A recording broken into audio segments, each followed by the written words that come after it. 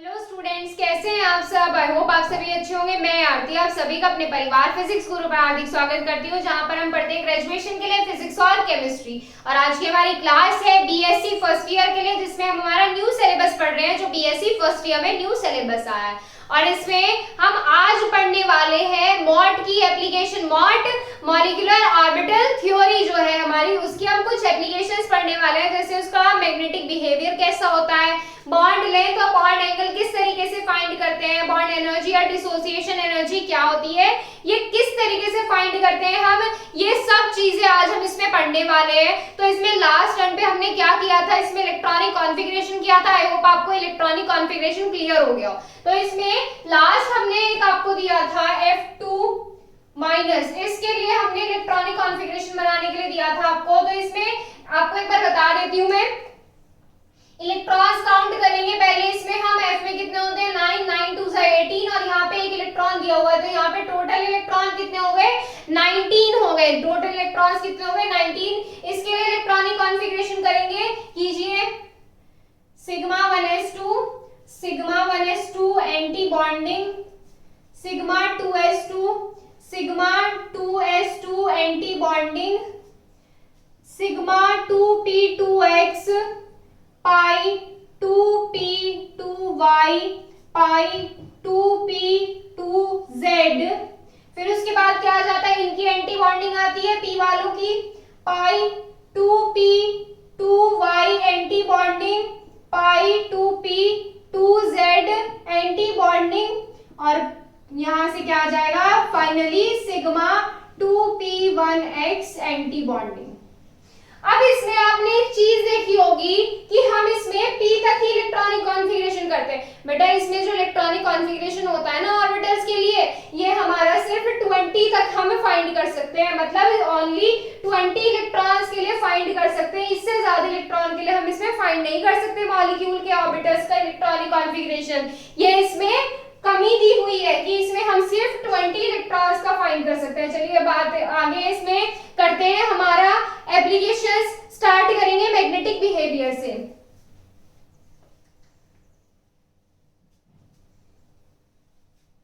इसमें first point डालेंगे magnetic behaviour.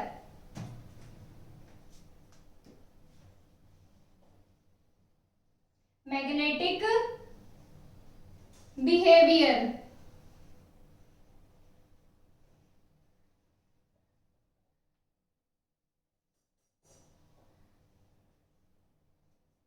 देखो, अब इसमें मैग्नेटिक बिहेवियर किस तरीके से होता है, आप सभी को पता है कि पेयर्ड और अनपेयर्ड इलेक्ट्रॉन पर डिपेंड करता है। अब इसमें पेयर्ड और अनपेयर्ड इलेक्ट्रॉन हम जो देखेंगे ना, इलेक्ट्रॉनिक कॉन्फ़िगरेशन पुराने मेथड से नहीं करेंगे, MOT के लिए करेंगे। मॉलिक्यूल के अंदर भी हम मैग्नेटिक बिहेवियर फाइंड करेंगे कि वो पैरामैग्नेटिक है या डायमैग्नेटिक है। चलिए देखिए, इसमें जिसमें हमारे अनपेयर्ड इलेक्ट्रॉन प्रेजेंट होते हैं, अनपेयर्ड इलेक्ट्रॉन होने का मतलब क्या है, हमारा पैरामैग्नेटिक होता है वो।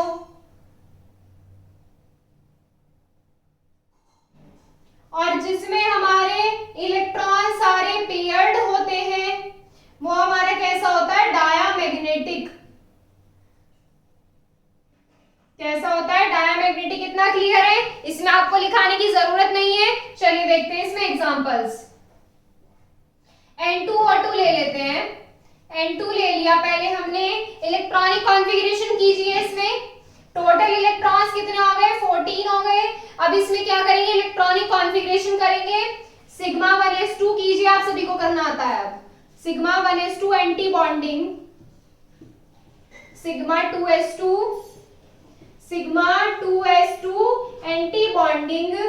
फिर उसके बाद क्या आ जाता है हमारा 2p, सिग्मा 2p2x, पाई 2p2y, पाई 2p2z। क्लियर है, इलेक्ट्रॉन्स काउंट कीजिए, 1 2 4 6 8 10 12 14 हो गया, n के लिए हो गया। अब इसमें देखो, क्या हमारे कोई भी अनपेयर्ड इलेक्ट्रॉन है, अनपेयर्ड इलेक्ट्रॉन है या नहीं है। इसमें हमारे 2 इलेक्ट्रॉन्स होते हैं, बॉन्डिंग और एंटी बॉन्डिंग दोनों में 2 2 इलेक्ट्रॉन्स हैं। इसमें भी 2 2 इलेक्ट्रॉन्स हैं। p में हमारे 6 इलेक्ट्रॉन्स होते हैं, 2 ये कितना हो गया 6। तो सारे इलेक्ट्रॉन्स कैसे हैं, पेयर्ड इलेक्ट्रॉन्स हैं, पेयर्ड इलेक्ट्रॉन्स है तो कैसा होगा, N2 कैसा होगा, is diamagnetic, diamagnetic in nature, in nature, nature में N2 कैसा होगा, डायामैग्नेटिक होगा। क्लियर है। चलिए अब O2 के लिए देखते हैं, ऑक्सीजन के लिए टोटल इलेक्ट्रॉन्स कितने हो जाएंगे, 16 हो जाएंगे। इलेक्ट्रॉनिक कॉन्फ़िगरेशन कीजिए आप, इसका कीजिए।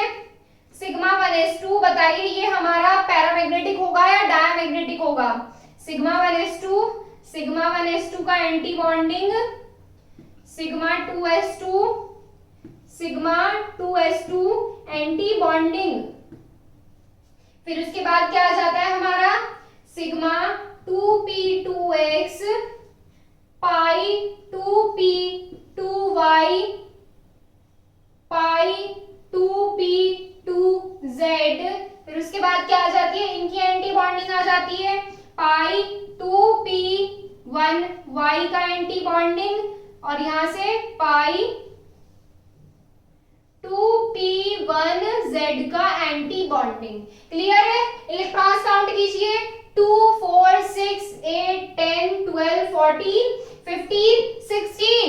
अनपेयर्ड इलेक्ट्रॉन है या नहीं है, 6 p वाले में कितने इलेक्ट्रॉन्स होते हैं, p ऑर्बिटल में कितने इलेक्ट्रॉन्स होते हैं, p के ऑर्बिटल में 6 इलेक्ट्रॉन्स होते हैं, लेकिन यहाँ पे कितने 2 3 4 इलेक्ट्रॉन है। तो O2 कैसा है, O2 है हमारा पैरामैग्नेटिक होता है, O2 is paramagnetic in nature, paramagnetic in nature। Note कीजिए इसको। फर्स्ट प्रॉपर्टी हमारी कंप्लीट होती है, एप्लीकेशन इसमें देखो। अब इसमें आगे सेकंड इसमें एप्लीकेशन हो जाती है। सेकंड इसमें हम बात करेंगे बॉन्ड ऑर्डर के बारे में। अब ये बॉन्ड ऑर्डर क्या है, अब इसमें देखो हमारे मॉलिक्यूल है, मॉलिक्यूल ए है, नहीं इस तरीके से मान लीजिए एटम ए है, एटम बी है, एटम ए और बी कंसिस्ट होकर क्या बनाते हैं, मॉलिक्यूल ए भी बना लिया इन्होंने यहाँ पे। अब इसमें देखो एटम ए और एटम बी में जितने बॉन्ड बन रहे हैं, बीच में जितने भी बॉन्ड बनेंगे वो हमारा होता है बॉन्ड ऑर्डर, बॉन्ड ऑर्डर। तो यहाँ से आप क्या डिफाइन कर सकते हैं इसको, यहाँ से आप इसको इस तरीके से डिफाइन करते हैं, maximum number of bond between atoms, between two atoms, दो एटम्स के बीच में, दो अणुओं के बीच में मैक्सिमम जितने बॉन्ड बनते हैं, मैक्सिमम जितने बंध बनते हैं वो हमारा क्या कहलाता है, बॉन्ड ऑर्डर कहलाता है। क्लियर है। इसमें डेफिनेशन लिख लीजिए पहले, अब किस तरीके से डिफाइन करेंगे। It can be defined as the maximum number of bonds, it can be defined, it can be defined as the maximum number of bond, as the maximum number of bonds,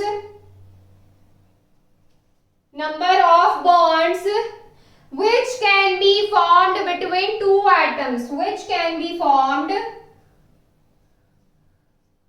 which can be formed between two atoms, दो अणुओं के बीच में जो bond बनते हैं, maximum जितने bond बनेंगे वो हमारा क्या हो जाता है, बॉन्ड ऑर्डर हो जाता है। क्या हो जाता है, बॉन्ड ऑर्डर हो जाता है। और ये कैसे कैलकुलेट करेंगे, इसका कैलकुलेट करने का एक फॉर्मूला है। फॉर्मूला क्या है आपको बताते हैं, देखो। It can be calculated as follows, it can be calculated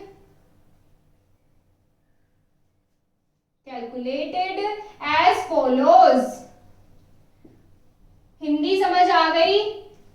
क्या है इसमें, दो अणुओं के बीच में मैक्सिमम ज्यादा से ज्यादा जितने भी बॉन्ड बनेंगे वो उसका बॉन्ड ऑर्डर कहलाता है। बॉन्ड बंध, बॉन्ड क्या होता है, बंध। अब देखो इसको कैलकुलेट कैसे करेंगे। बॉन्ड ऑर्डर होता है NB माइनस Na अपॉन 2। अभी Na क्या है ये बेटा, हमने इसमें क्या किया था, इलेक्ट्रॉनिक कॉन्फ़िगरेशन किया था, उसमें बॉन्डिंग और एंटी बॉन्डिंग देखी थी। तो यहाँ से Nb आता है number of bonded electrons, number of bonded electrons, और Na आता है number of anti bonded electrons. कितना है? Number of anti bonded electrons. कैसे फाइंड करेंगे?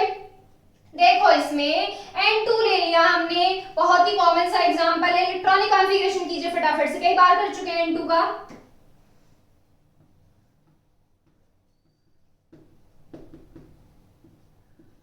इलेक्ट्रॉनिक कॉन्फ़िगरेशन कीजिए इसका और इसमें काउंट करके बताइए कि कितने बॉन्डेड इलेक्ट्रॉन्स हैं और कितने अनबॉन्डेड, कितने एंटी बॉन्डेड इलेक्ट्रॉन्स हैं हमारे।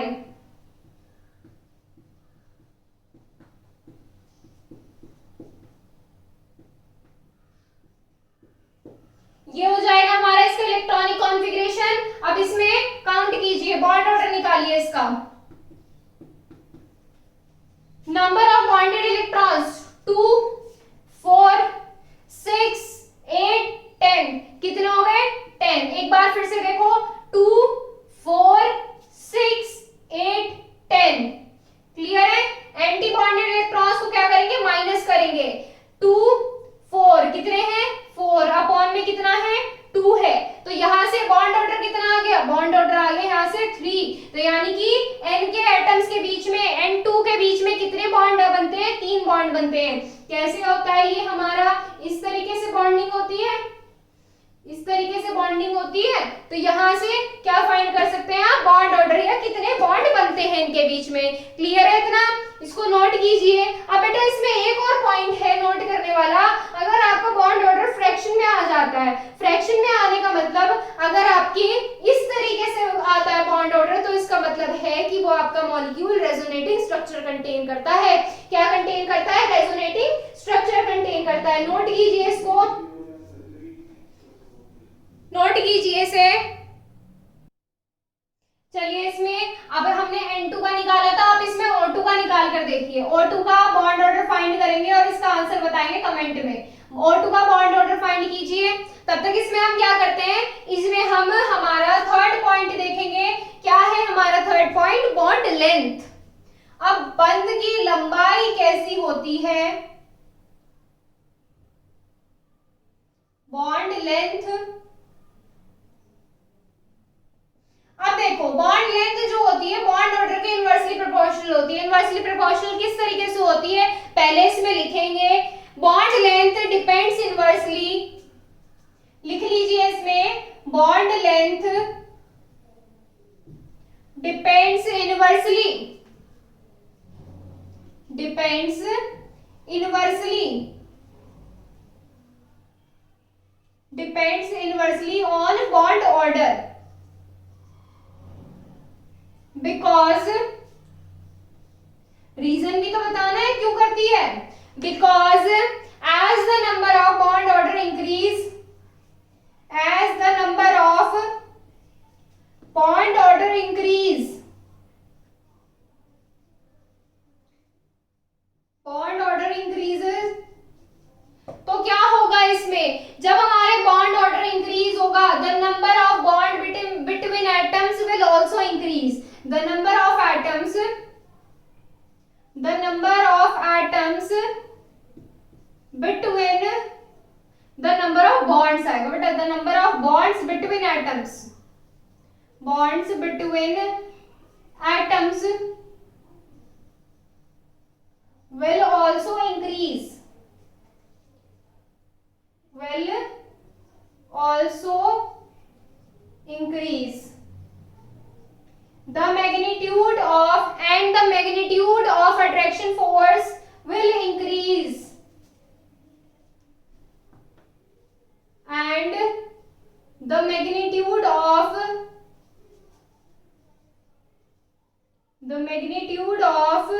attraction force, the magnitude of attraction force will increase.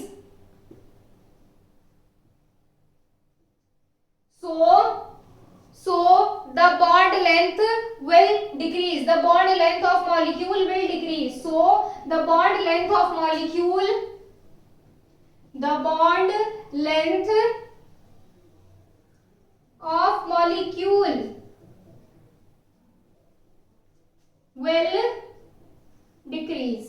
अब ये हमने क्या लिखा है, देखो इसमें हमारी एक छोटी सी बात लिखी है। क्या है छोटी सी बात? जैसे जैसे हमारे बॉन्ड ऑर्डर इंक्रीज होगा, बॉन्ड ऑर्डर इंक्रीज होने का मतलब क्या है कि हमारे एटम्स के बीच में नंबर ऑफ बॉन्ड्स इंक्रीज हो रहे हैं। मतलब पहले सिंगल बॉन्ड, डबल बॉन्ड या ट्रिपल बॉन्ड इस तरीके से आ रहे हैं। यहाँ पे क्या हो रहा है, bond, number of bond between atoms increase होंगे। अब जब हमारे एटम्स के बीच में बॉन्ड इंक्रीज हो रहा है तो उनके बीच में क्या हो रहा है, अट्रैक्शन फोर्स इंक्रीज हो रहा है। वो क्या है, एक दूसरे से स्ट्रॉन्ग फोर्स से बंधे हुए हैं, स्ट्रॉन्ग फोर्स से बंधे हुए हैं। यहां पर देखिए एटम ए, एटम बी, इनके बीच में बॉन्ड ऑर्डर 3 हो गया।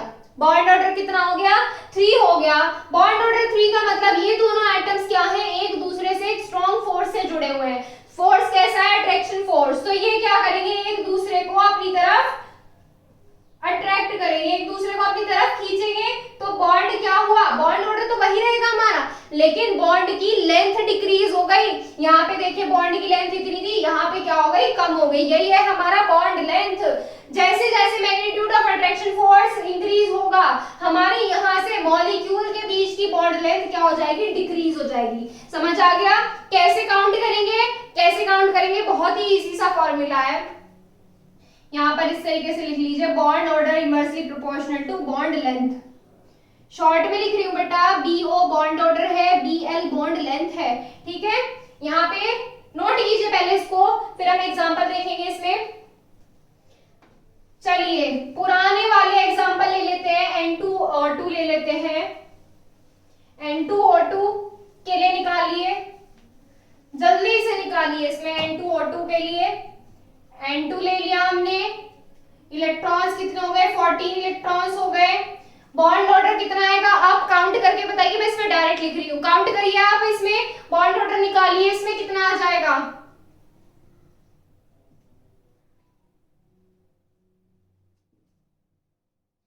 O2 के लिए बॉन्ड ऑर्डर काउंट कीजिए।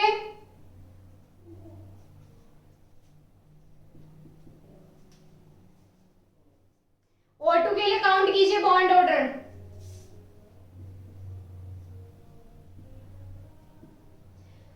N2 के लिए बॉन्ड ऑर्डर आया है हमारा 3 और O2 के लिए बॉन्ड ऑर्डर आया है हमारा 2। अब यहां से देखो बॉन्ड ऑर्डर किसका ज्यादा है, N2 का बॉन्ड ऑर्डर ज्यादा है O2 से। ये क्या है, बॉन्ड ऑर्डर है। अब हम क्या देखेंगे, बॉन्ड लेंथ देखेंगे। बॉन्ड लेंथ क्या हो जाएगी हमारी, O2 की ज्यादा, जिसकी बॉन्ड ऑर्डर कम उसकी बॉन्ड लेंथ ज्यादा। O2 की बॉन्ड लेंथ ज्यादा होगी N2 से। समझ आ गया? ये हमारा कंप्लीट होता है यहाँ से बॉन्ड लेंथ भी। इसमें नेक्स्ट पॉइंट करेंगे, नोट कीजिए इसको पहले। देखिए इसमें फोर्थ पॉइंट, बॉन्ड एनर्जी या बॉन्ड डिसोसिएशन एनर्जी। क्या डाल सकते हैं आप, बॉन्ड एनर्जी या bond dissociation energy. Bond dissociation energy.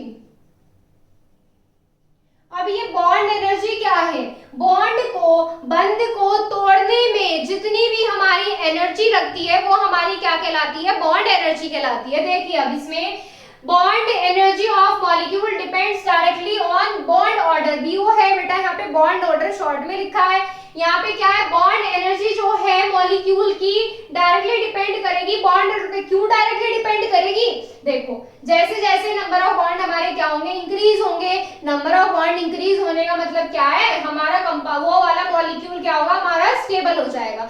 अब बॉन्ड इंक्रीज होने का मतलब क्या है, बॉन्ड इंक्रीज हो रहा है, अट्रैक्शन फोर्स ज्यादा लग रहा है। अट्रैक्शन फोर्स ज्यादा लग रहा है तो बॉन्ड क्या है, अपने आप एक दूसरे से, मॉलिक्यूल क्या है, मॉलिक्यूल जो है एक दूसरे से ज्यादा स्ट्रांगली अटैच्ड है।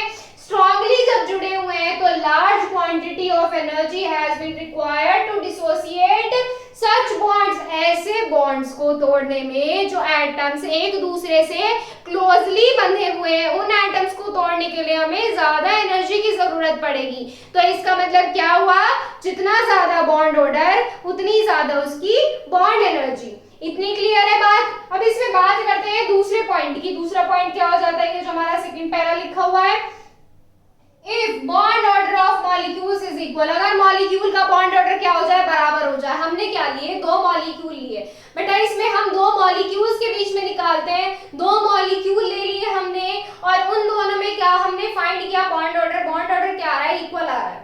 बॉन्ड ऑर्डर क्या आ रहा है, इक्वल आ रहा है।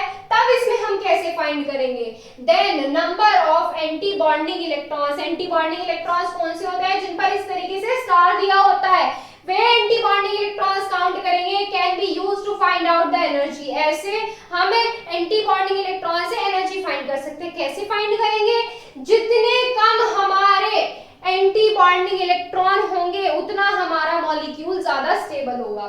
The molecules which has less number of anti bonding electron will be more stable, और वो ज्यादा स्टेबल होगा तो उसमें ज्यादा एनर्जी रिक्वायर होगी बॉन्ड को तोड़ने के लिए। क्लियर है, इतना समझ आ गया।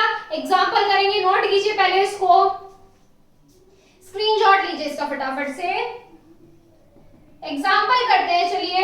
एग्जाम्पल में हमारा क्या आ जाता है, O2 ले लो, NO ले लो, मोस्ट कॉमन एग्जाम्पल है बेटा O2 N2, ये ले लिया हमने। अब इसमें क्या करेंगे, इलेक्ट्रॉन्स फाइंड करेंगे अलग अलग के लिए। पहले इलेक्ट्रॉनिक कॉन्फ़िगरेशन करेंगे। इसमें देखो, पहले इलेक्ट्रॉन्स O2 के लिए फाइंड कर लो। पहले O2 में कितने इलेक्ट्रॉन्स हो जाएंगे, 16 हो जाएंगे। इलेक्ट्रॉनिक कॉन्फ़िगरेशन करो, बॉन्ड ऑर्डर फाइंड करो, बॉन्ड ऑर्डर फाइंड करो इलेक्ट्रॉनिक कॉन्फ़िगरेशन करके। मुझे पता है इसका बॉन्ड ऑर्डर क्या है, फिर भी आपको नोट करना ही है।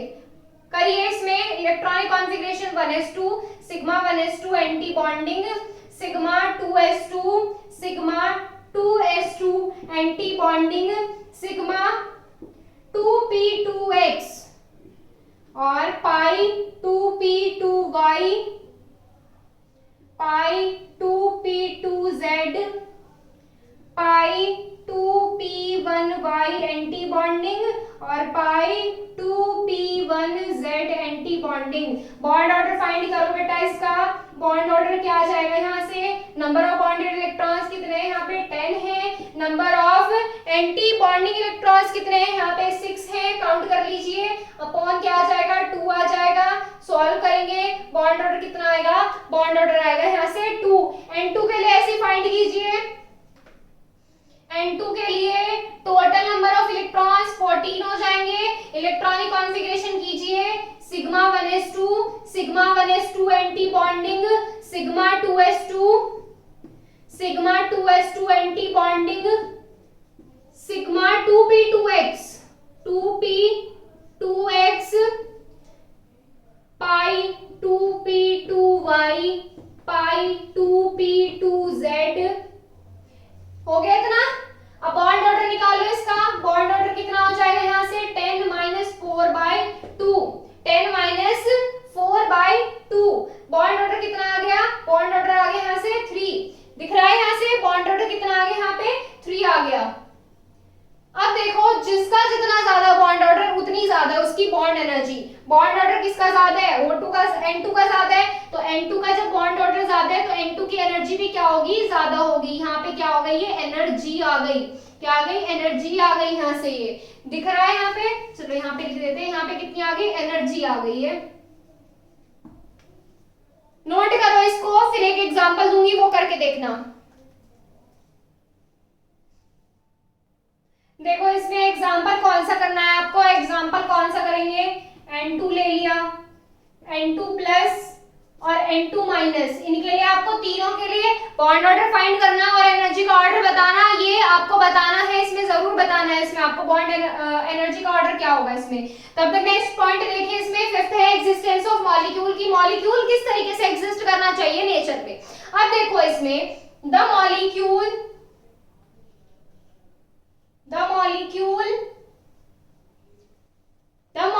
which have zero bond order,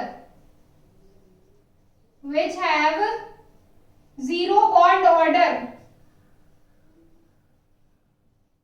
zero bond order cannot exist in molecular form, cannot exist in molecular form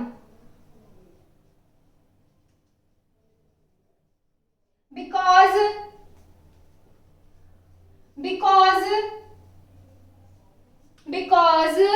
their atom cannot form any bond,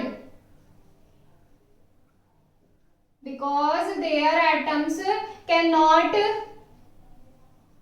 form any bond,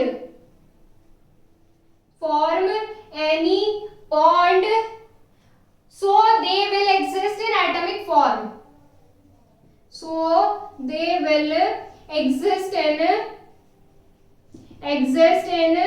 atomic form. अब यहां से देखो ये क्या लिखा है हमने, वे वाले मॉलिक्यूल जिनका बॉन्ड ऑर्डर 0 आ जाता है वो हमारे मॉलिक्यूलर फॉर्म में एग्जिस्ट नहीं करते हैं, वो हमारे एटॉमिक फॉर्म में यानी कि अलग अलग एग्जिस्ट करते हैं. जैसे एग्जांपल देखिए, हमारा एग्जांपल में हम क्या लेंगे, He2 ले लिया. He2 का इलेक्ट्रॉनिक कॉन्फ़िगरेशन किए, टोटल इलेक्ट्रॉन्स कीजिए कितने आएंगे, टोटल इलेक्ट्रॉन्स आ जाएंगे यहां से 4 इलेक्ट्रॉन्स के लिए sigma 1s2 sigma 1s2 anti bonding.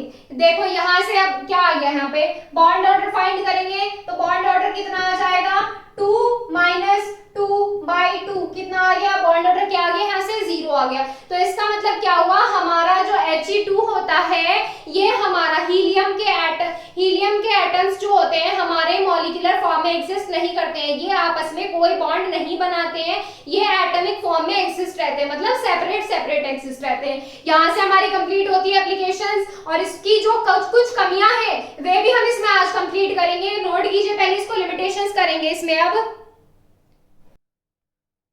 देखो इसमें फर्स्ट लिमिटेशन क्या हो जाएगी, फर्स्ट लिमिटेशन इसमें हमारी ये हो जाएगी कि ये हमारे सिर्फ डायटोमिक मॉलिक्यूल में इस्तेमाल किए जा सकते हैं, पॉलीएटॉमिक मॉलिक्यूल में ये यूज नहीं हो सकता.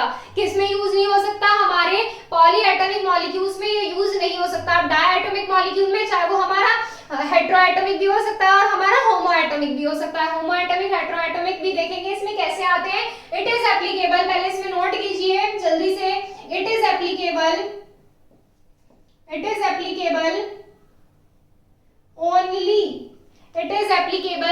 only for diatomic molecules.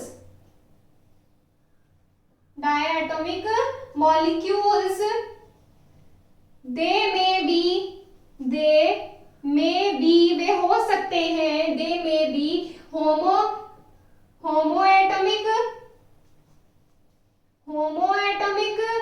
और हेटेरोएटॉमिक, होमोएटॉमिक और हेटेरोएटॉमिक. लाइक होमोएटॉमिक बेटा कौन से होते हैं, जैसे हमारा O2 हो गया, N2 हो गया, F2 हो गया, ये हमारे क्या होते हैं, ये होते हैं हमारे होमोएटॉमिक जिनमें दोनों मॉलिक्यूल एक से होते, दोनों एटम क्या होते हैं, एक से होते हैं. अब हेटेरोएटॉमिक कैसे होते हैं, जैसे हमारा Cn हो गया, CO हो गया, हमारा क्या हो गया, NO हो गया, ये हमारे क्या होते हैं, ये होते हैं हमारे हेटेरोएटॉमिक. क्या होते हैं, ये हमारे हेटेरोएटॉमिक, ये इनमें यूज हो सकते हैं. But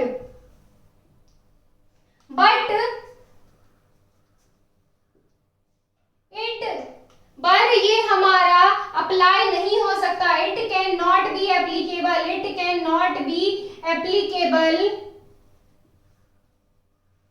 applicable for polyatomic molecules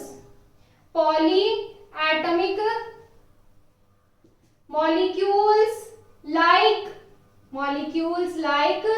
कौन से होते हैं हमारे polyatomic molecules, कौन से होते हैं हमारे, जैसे O3 हो गया, CO2 हो गया और हमारा N2 हो गया, इस तरीके NH3 हो गया. ये हमारे क्या होते हैं, ये हमारे होते हैं पॉलीएटॉमिक मॉलिक्यूल जिनमें 2 से ज्यादा मॉलिक्यूल पार्टिसिपेट करते हैं. फर्स्ट लिमिटेशन इसकी हो गई.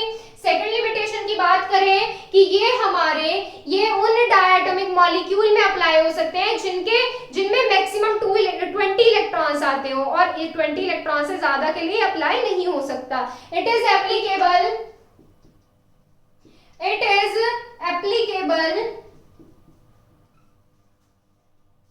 only for diatomic molecules